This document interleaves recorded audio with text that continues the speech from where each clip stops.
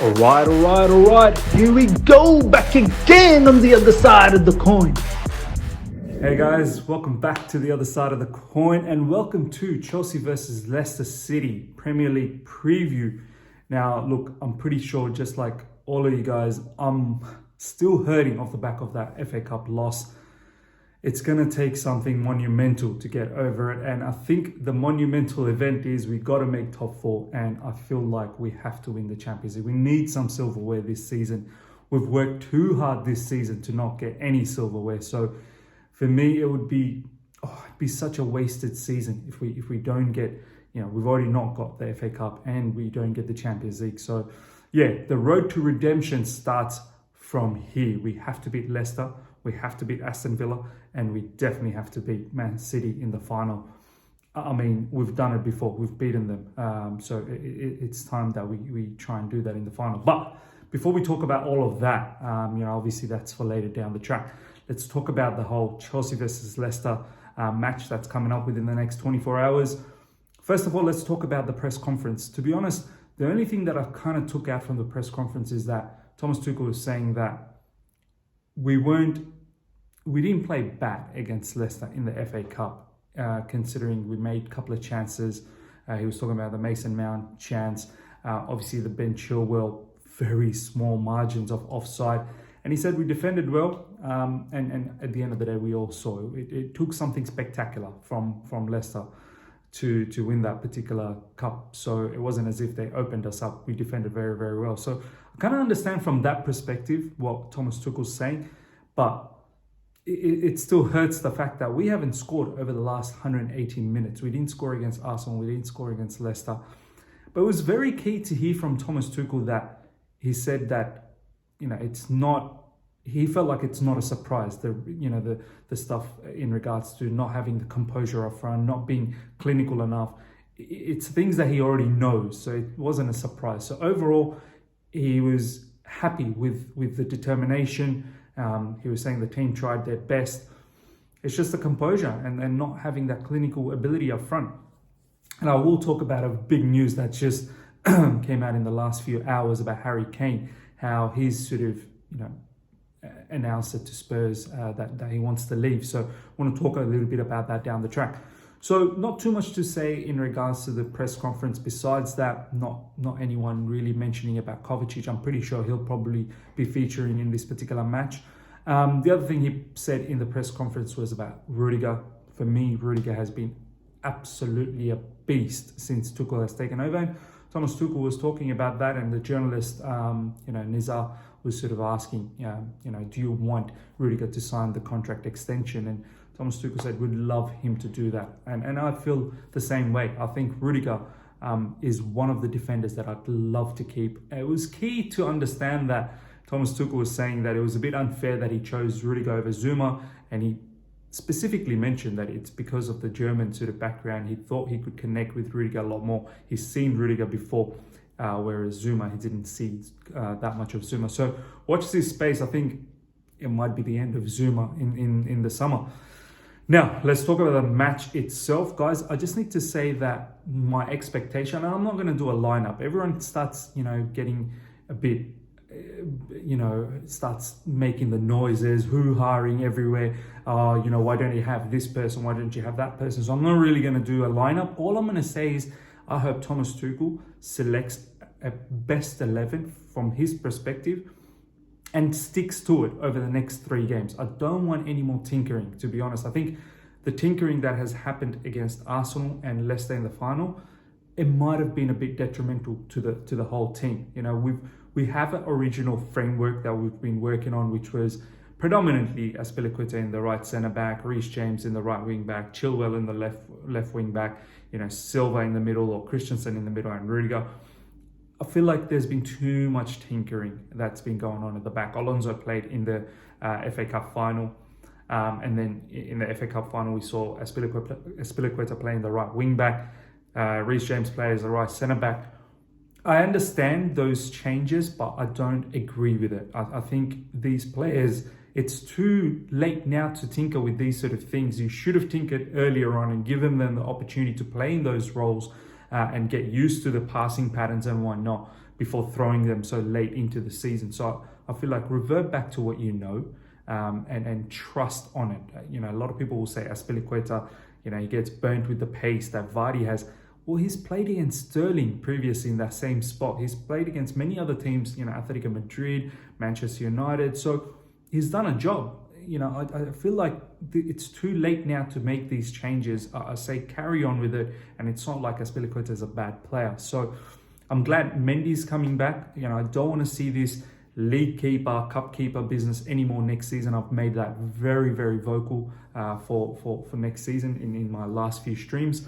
So I'm glad Mendy's back, which creates a solidity at the back line. I think the defenders feel a lot more comfortable, and Mendy, he's been saving some big shots in recent times, especially in that Real Madrid game. So for me, the best team at the moment, what I've seen, is Real Madrid first leg or Real Madrid second leg. So either one of those teams you want to select over the next 3 matches, I'm happy for it, but as long as you stick to it. So that's a little bit about the game from our perspective. I'm not going to do a lineup. As I said, people start getting upset that this player's out or that player's out. I don't care. To be honest, I really don't care, as long as Thomas Tuchel sticks with an 11 and sticks for the 3 games. In regards to Leicester, it will be very interesting to see how many rotations they do, because as much as I don't want to see any rotations from our side, I feel like we are going to rotate. Kovacic is probably going to be back. I don't know whether he's going to start. The guy has been injured, so I'm not sure whether you just throw him into the starting lineup. He hasn't played competitive football for a little while, probably close to a month. So it'll be very difficult to just come in and do the job. He may feature off the bench, so we may see Kante and Jorginho again. But I'm afraid that Thomas Tuchel might just do more changes than that.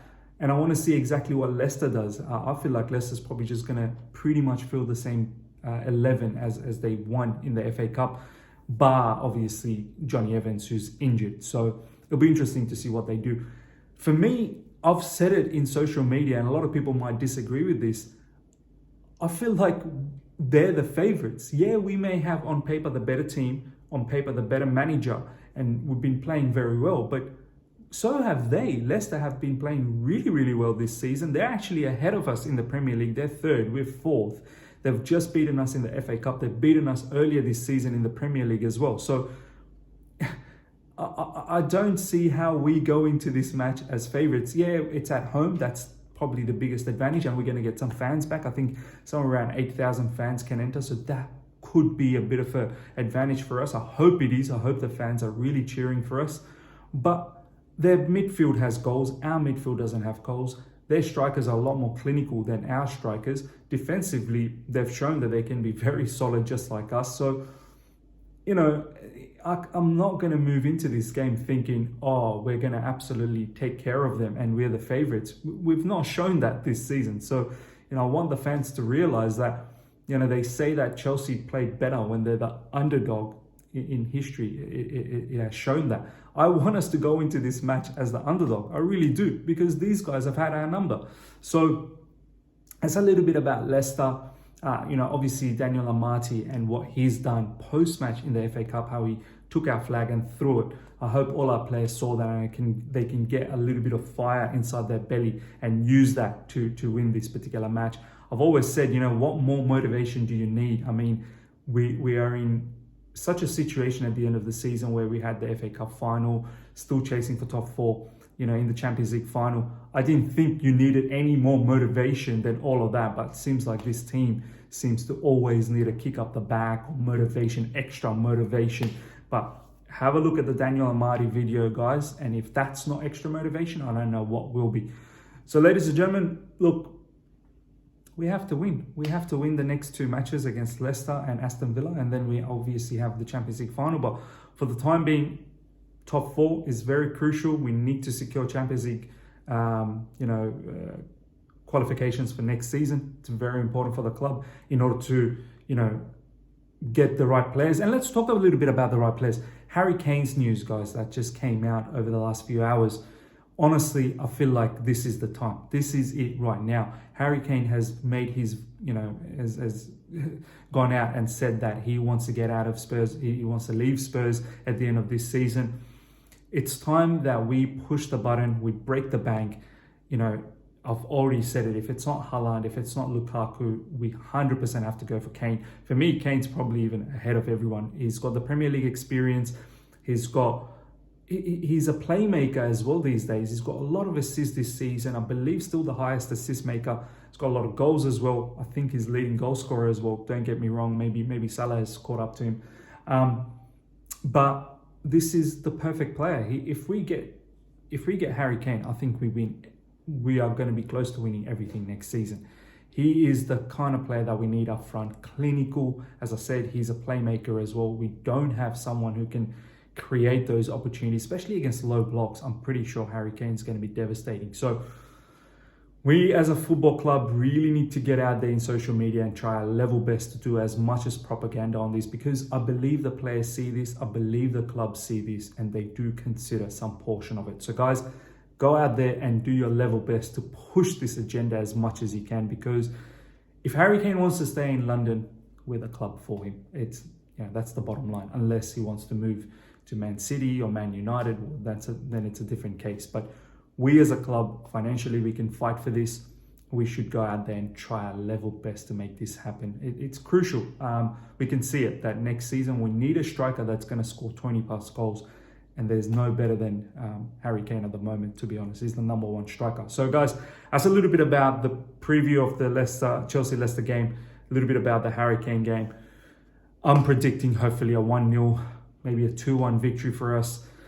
We have to beat them. They've beaten us twice already. We have to beat them. And if we want to have any hopes of top 4, a draw's not going to be good enough, and a loss pretty much kills it, because I can't see how Liverpool loses their last 2 games.